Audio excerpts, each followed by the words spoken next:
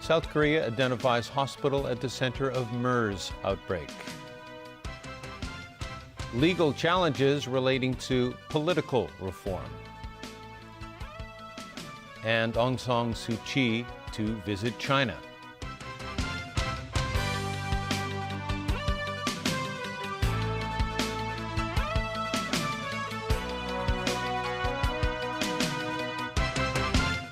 Good evening. The number of dead in the outbreak of Middle East respiratory syndrome in South Korea has risen to 4, and 5 more people have been infected, bringing the total number of cases there to 41. Bowing to public pressure, health authorities have made public the name of the hospital where a majority of the MERS cases have been reported. James Aitken has our top story. South Korea now has the largest outbreak of MERS in the world outside of the Middle East.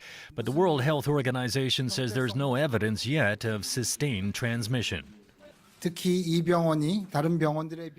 Under growing public pressure, the South Korean Health Ministry has identified and closed the hospital where most of the cases have been diagnosed. Pyeongtaek St. Mary's Hospital is located southwest of Seoul. And as the number of cases rises, so does public fear. Sales of surgical masks have soared, and more than 1,300 schools are now closed. I'm not feeling well, so I bought a mask because I work with children and I don't want to pass on any illnesses. And also, our school is taking precautions to make sure that no one contracts MERS. Today, South Korea's health minister apologized for the government's failure to contain the disease in the early stages of the outbreak last month.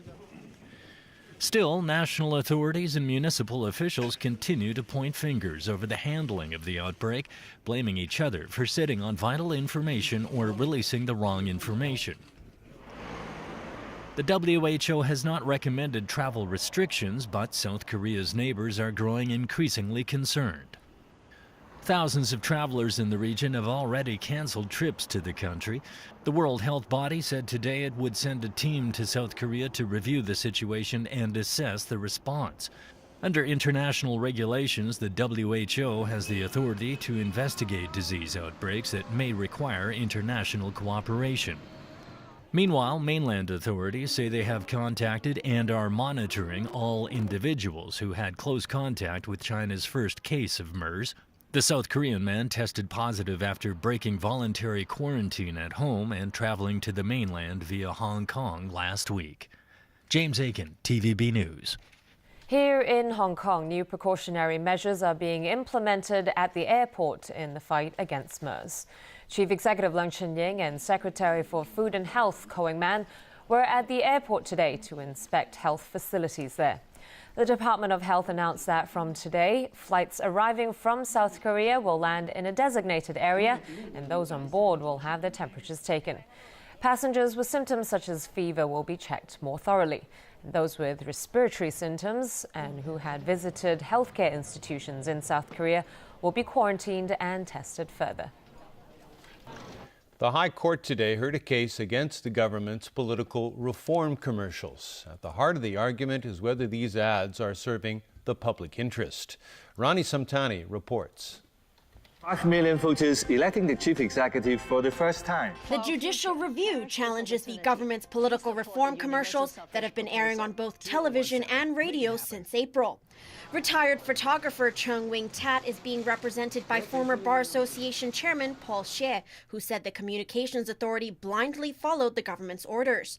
Xie told the court the authority did not vet the adverts beforehand to ensure they comply as public interest announcements. He noted the 2017 Let's Make It Happen commercials were aired after public consultations had ended. The timing does not meet public interest, as the next step is for the Legislative Council to vote on the proposal. Xie questioned if the purpose of the government's campaign is to urge the public to pressure lawmakers on how they should vote. Representing the Information Services Department, lawyer Johnny Mock stressed that the reform package is of great public interest.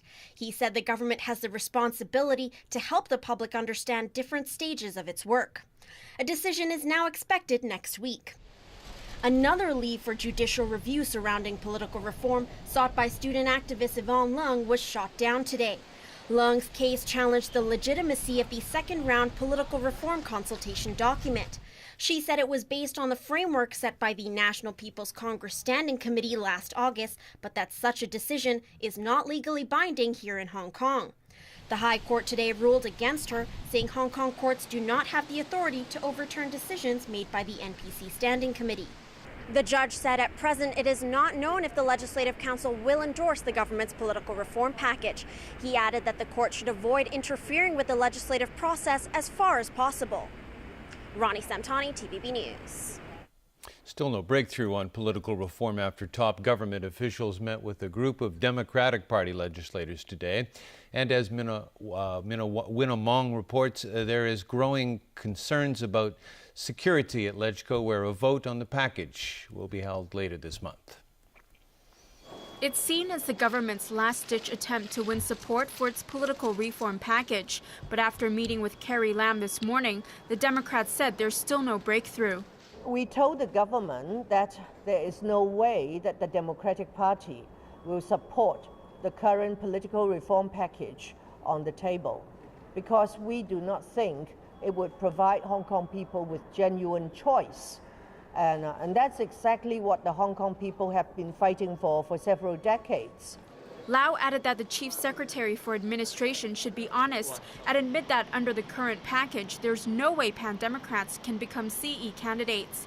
Carrie Lam will meet with People Power and League of Social Democrats lawmakers next week. Meanwhile, the Medical Association conducted a survey in the past month to gauge their members' views on the reform package.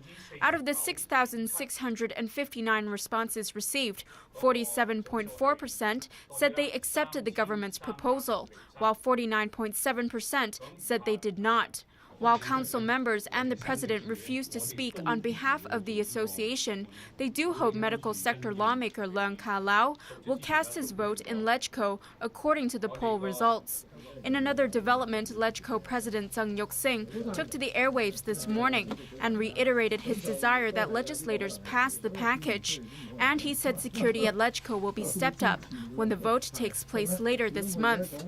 The LegCo Commission will hold a special meeting next week to discuss security measures. Winna Wong, TVB News. The number of dead in the Yangtze ferry disaster on Monday has climbed to 97, with hundreds still missing. The capsized vessel has now been righted, and authorities are taking blood samples from people looking for their missing loved ones for DNA identification. After overnight preparations for the big move, authorities ordered at around 7 this morning to right the overturned Eastern Star. Only the bottom of the hull had been visible at the surface of the water since the disaster happened. But shortly after 9 o'clock, the ferry was flipped upright, though still underwater. Its top deck was badly damaged on the right or starboard side.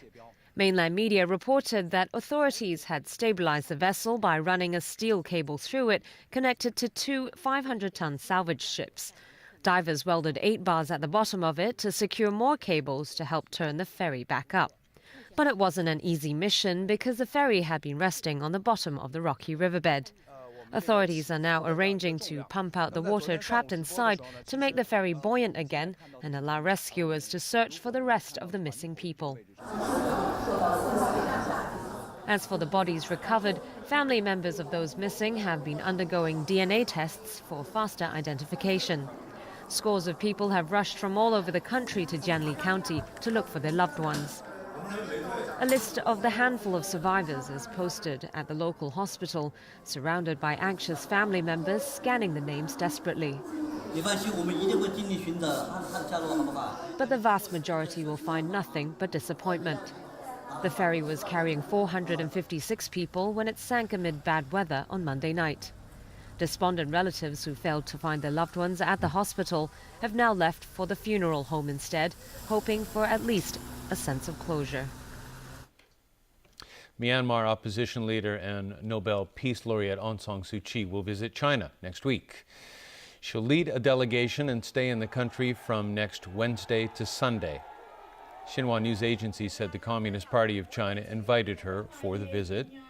There are reports she'll meet with President Xi Jinping and Premier Li Keqiang during her trip. China says any allegations that it was involved in breaking into U.S. government computers are irresponsible. U.S. officials say China-based hackers are suspected of breaking into the computer networks of the U.S. Government Personnel Office and stealing identifying information of at least 4 million federal workers. A U.S. official said it could potentially affect every federal agency. A key question is whether intelligence agency employee information was stolen. A Chinese Foreign Ministry spokesman said Beijing hopes the U.S. would be less suspicious and stop making any unverified allegations. A magnitude 6 earthquake has rocked the Malaysian state of Sabah on Borneo Island. The Travel Industry Council says 6 Hong Kong tour groups are in Sabah and they're not affected.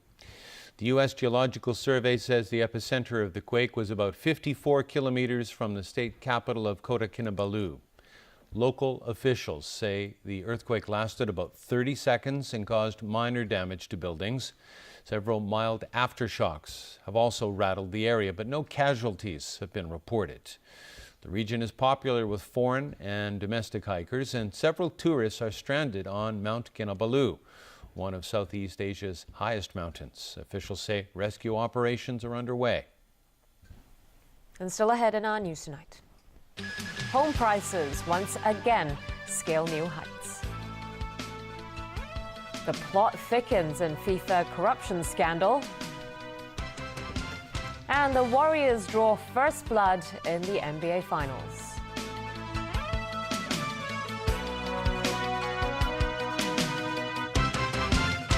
How worried should you be about catching the MERS virus? Michael Chugani talks to Dr. Chuang Shuk Kwan on Straight Talk, Tuesday night at 9 on Pearl. 你有灰甲啊？每日一次安甲式，無需錯甲，強效對抗灰甲症狀。臨床實證，快至2星期即可改善指甲外觀。安甲式令你指甲靚返晒。Manarini。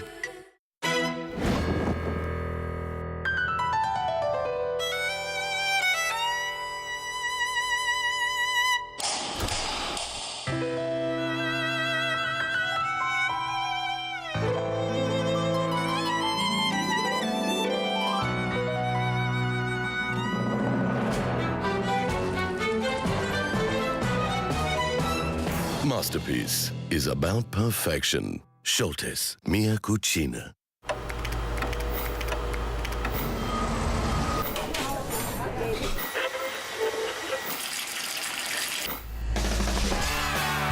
Get alive on Saturday night and get ready to lighten up, because you've got the best seat in the house.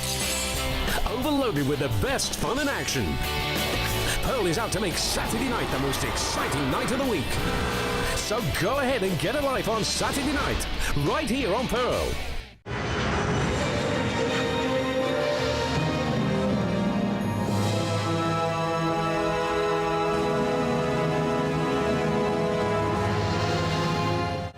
The time now is 7:43. The time check was brought to you by Seiko.